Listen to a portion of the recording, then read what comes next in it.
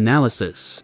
The best way to describe Ronaldo from 1994-98 was that he was an example of a player who was ahead of his time, and reaped the benefits from that, while there were other forwards during the mid-late 1990s, who utilized their athleticism to operate outside the penalty box as on-ball initiators. Ronaldo was the best of the bunch. His overall burst was at a level that would even rival some of the best in today's game, and he coupled that with cat-like agility and underrated physicality in congested areas. He was such a threat in transition that he brought extra value there as well. If one was to create a footballer from scratch, who combined the change of pace and turning ability of Kaká, along with the hand-jostling tricks and 60-70% of the strength that Adriano had, you would end up with someone like Ronaldo. Alongside that were his capabilities as a two-footed shooter, who could also create ample chaos with his off-ball movement, which made him spectacular in generating shots for himself. The only nitpick that could be had was with his passing, which is a fair critique and drops him from being the undisputed greatest young attacker of the modern era to being part of a select group of players who could each be credibly argued as the best. More on this in a bit. In comparison, Ronaldo during his second act was no longer the force of nature that he once was. While he could turn back the clock every now and then while on the ball, at this stage he was much more cerebral and efficient. He was still great when operating off the ball, though he couldn't get behind the opposition backline as quickly as he once did, so timing became even more important to help counteract athletic decline. His passing became more well-rounded and made a notable jump. But even with a more favorable look at it, it would be hard to bump him up considerably higher than a slight net positive. As a shooter, he remained prolific, which was crucial in him retaining his abilities to get shots off.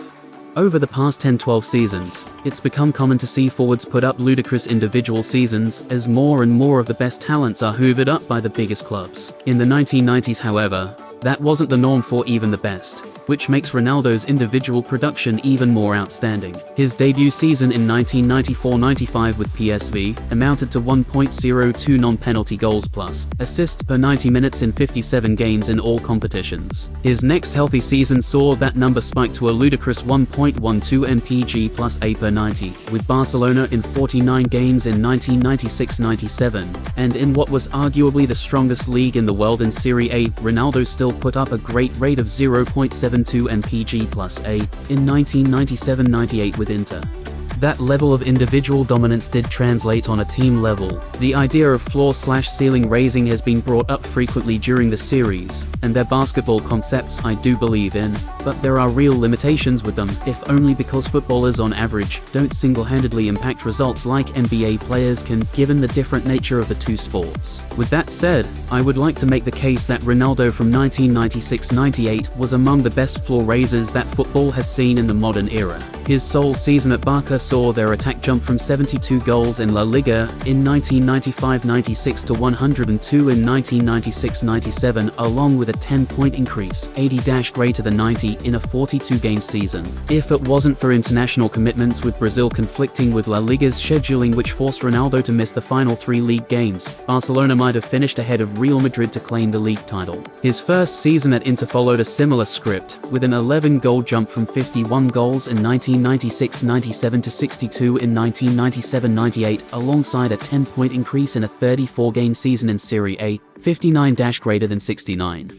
A similar impact also occurred in cup competitions, which is not surprising, given Ronaldo's singular force made him inelastic against potentially stiffer competition, like it was the case with Kaká and Adriano. He was a key performer in Barcelona's cup victories in the Copa del Rey and the UEFA Cup Winners' Cup. He was great in the 1997-98 UEFA Cup, including a fantastic performance in the final against Lazio. He combined for 12 goals in the 1997 and 1999 Copa America, as Brazil won both of those tournaments. Until the final, the 1998 World Cup was shaping up to be his tournament in a manner that few have ever accomplished in a major international tournament. Simply put, it's likely that Ronaldo was one of the rare talents who could meaningfully drive winning on his own as long as he had a decent supporting cast around him.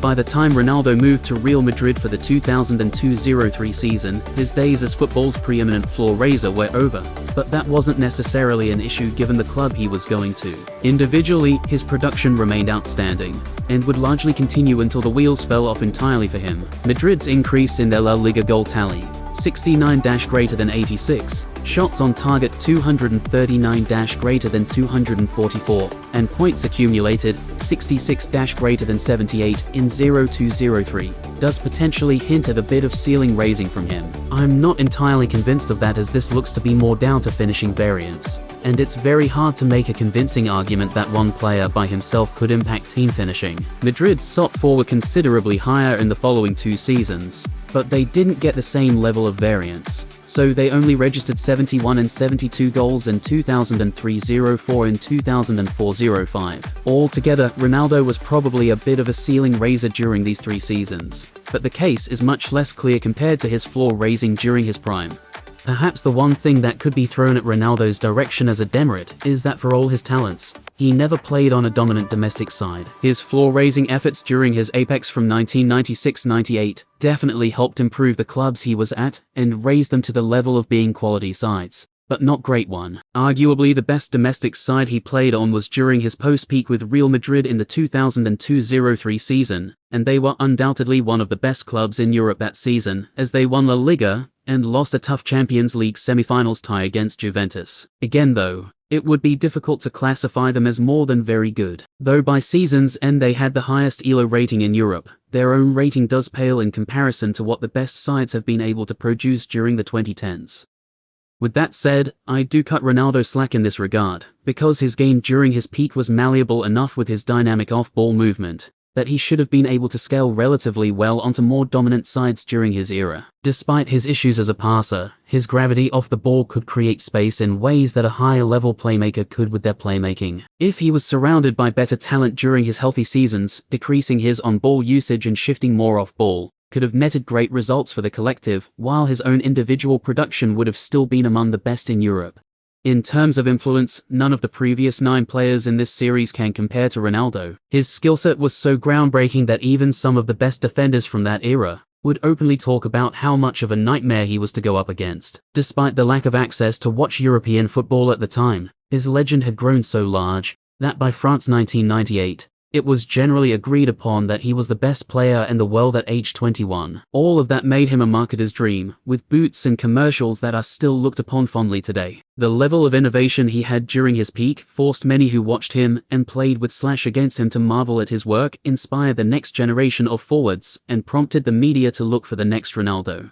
In a discussion I had with Carl Anker, we talked a bit towards the end on a handful of the best 21 and under-attacking talents of the modern era. Link is at the bottom. As a fun little exercise, I decided to expand on that discussion by doing a pyramid ranking. 2 things to note: this shouldn't be seen as a complete list, so don't feel aggrieved if certain players are missing from it. Also, the positioning of the players within the level they're placed in doesn't matter, because that's merely just formatting, and it wasn't the purpose overall. Rather, the thing to focus on is if player X should be pushed up / down a level.